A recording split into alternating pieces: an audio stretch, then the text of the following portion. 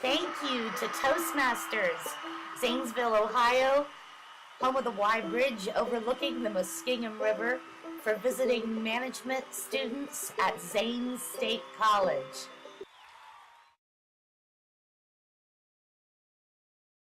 Gary Lebrun.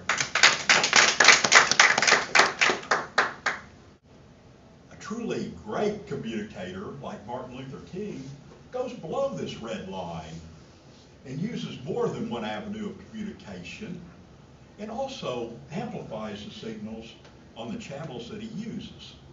For example, King did two things to amplify or enhance his communication. Number one, he did a tap dance with his words.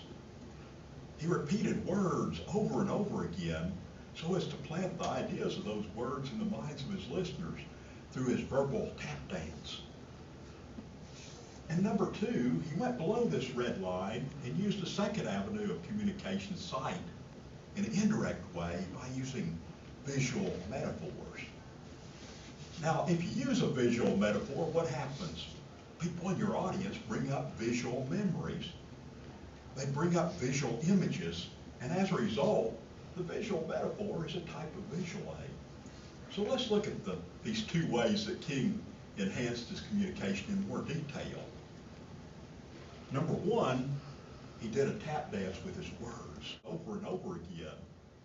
And then he followed those phrases with emotional arguments to support or buttress those key phrases. And as a result of the repetition, he planted the ideas in the listeners' minds. I've written down some of the phrases that King repeated on cards, and I will recite it once, but could you help me? When I lift the card up in the air, could you recite it a second time? So let's look at some of these phrases that are repeated. 100 years later. 100 years later. The Negro is still not free. 100 years later. 100 years later. The Negro is crippled by the manacles of segregation and the chains of discrimination. He said this 4 times. Now is the time. Now is the time. To make real promises of democracy. Now is the time. Now is the time. To lift our nation from the quicksand of racial injustice to the solid rock of brotherhood. He said this 4 times. We cannot be satisfied.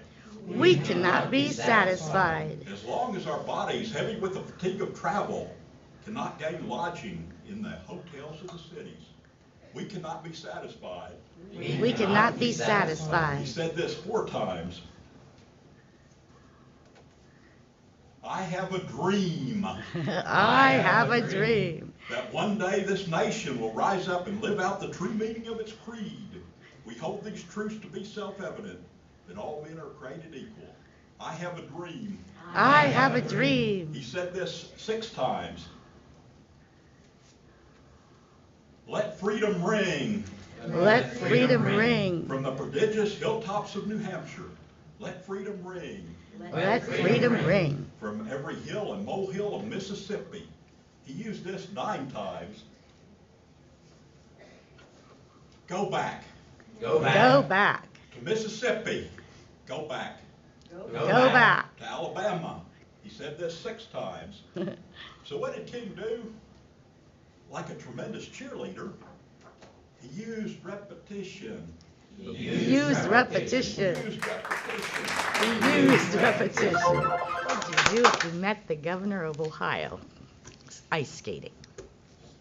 First of all, I work for WFAKE News, and I wanted to ask Ted Strickland a question about why he's ice skating and why his family isn't there. Make sure I look him in the eye. I give him a direct, positive statement. And I make sure he gets the question answered. And then we move on to other stuff. And I ask him about taxes in Ohio, why they're so high, why we can't loan. Extracurricular activities. To be like in sports and stuff, because I'm currently a post-secondary student and I work full-time as a STNA at a nursing home, and I went to college last year to get that. And I'm currently going to school to be a nurse, and I'm post-secondary enrollment. And I do believe being active in sports and stuff gives you to be able to have a social life while you're going to school and doing these activities. I just believe that if you're like your president of your school would look at the activities that you're involved in, if you're a captain, that I think that that would be able to make you a very like a good leader in management and just be able to be a team leader. That's about it. But Basically, if you want to be here and you do want to learn something, then you're going to be well prepared.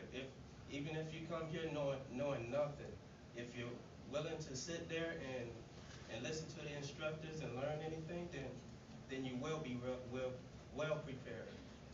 It really, has to.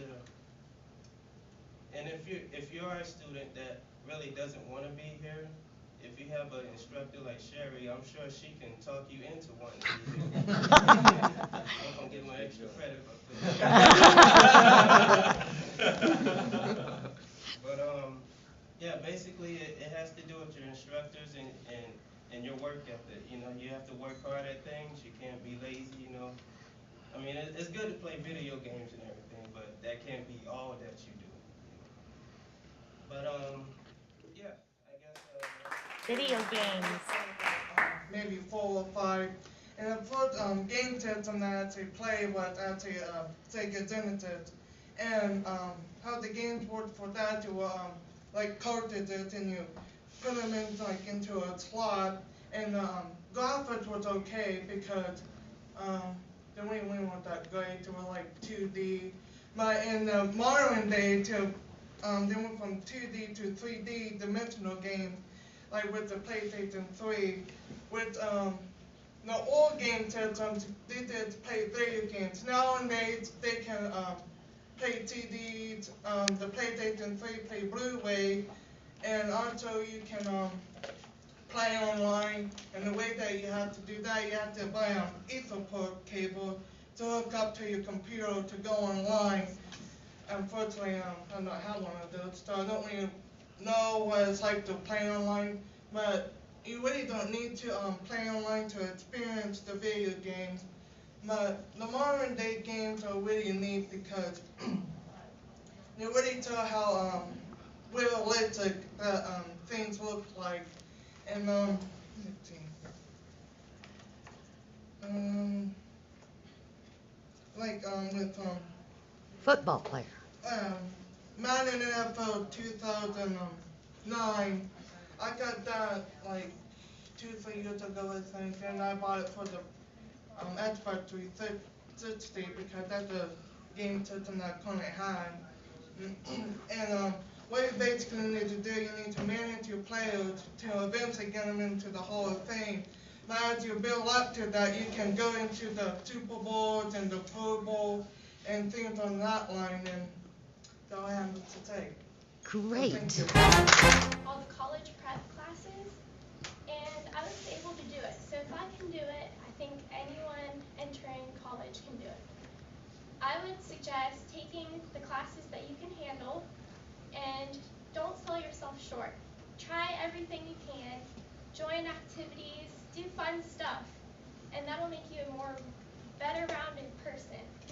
I would take your ACT, your required tests, and just do your best. And just keep taking them until you get the best score you can possibly get. And have your teachers write you really well-written recommendations and continue applying at different colleges. Don't put all your eggs in one basket because you never know. Life changes. There's different things that may influence you. You may not like the school that you chose at the beginning. I would continue to try other things that will get yourself into different types of colleges. Basically, just continue to excel at what you're doing. Pick something like your major. Focus on different things that you do best and that you enjoy. If your major changes, Thanks, Toastmasters of Zanesville. Brent and Brian, you're coming next. Thanks for visiting www.managementstudents.com.